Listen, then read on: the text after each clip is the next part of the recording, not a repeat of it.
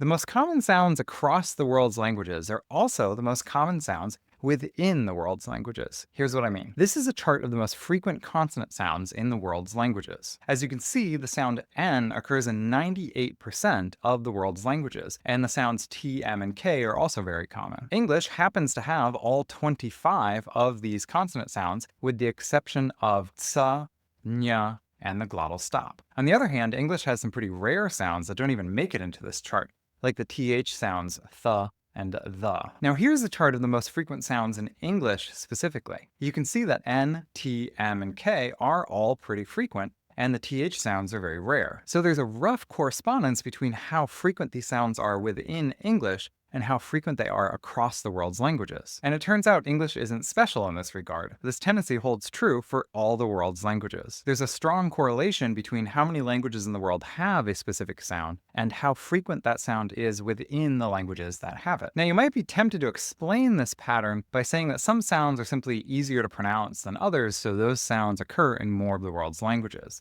But linguists have never really been able to quantify the idea of easiness to pronounce. And even if it were true that some sounds were simply easier to produce, that wouldn't be the whole explanation. If there really were cognitive or articulatory pressures to use easier sounds rather than more difficult sounds, then the more difficult sounds would have fallen out of language a long time ago. Instead, what we see is that languages continue to reintroduce these, quote, hard sounds time and time again. So it's actually really difficult to explain these frequencies, and it's probably the result of an interplay of a lot of different factors. If you enjoy these videos and you want to learn more about the science and diversity of language, be sure to check out the Linguistic Discovery newsletter at linguisticdiscovery.com or on Substack.